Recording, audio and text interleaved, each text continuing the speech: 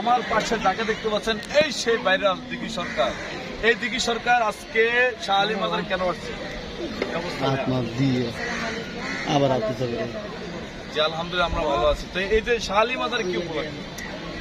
আসলে আমাদের 19-20-21 আমাদের বাবা শাহ আলী মুদাদ্দির রহমতুল্লাহ আলাইহি বাবা জানের পুরুষ মোবারক উদযাপন হবে। সেই উপলক্ষে একটা অ্যালবাম, একটা গান, মানে সেই জন্য সেই গানের শুটিং হচ্ছিল এখানে নাকি? সেই কারণে এখানে আসা। তো এই যে শাহ আলী মাজার সম্পর্কে তোমার কিছু জানা আছে? জানো বলবে?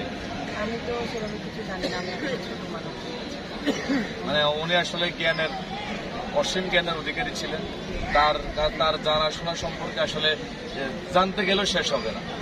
তো সবকিছু মিলে কি গানটা নিয়ে আসছে? বাবার নামে ওই যে মোবাইল নিয়ে আমাদের শাহ আলী বাবা তুমি আল্লাহর ওলি, শাহ আলী বাবা তুমি আল্লাহর ওলি, ভক্তগণের মুছিয়া দাও দিলের কালি, শাহ আলী বাবা তুমি আল্লাহর ওলি, ভক্তগণের মুছিয়া দাও দিলের কালি, ভক্তগণের মুছিয়া দাও মনের কালি। এই যে শাহ আলী আল্লাহর ওলি, ভক্তগণের মনের মুছিয়া দাও মনের কালি। উনি এমন এক জিনিস যার ঘটনা বা কথা আমার মতো এই মুখ থেকে বলে আমি শেষ করতে পারবো না। 7 দিন বলতে গেলে ওইগুলো শেষ হবে না।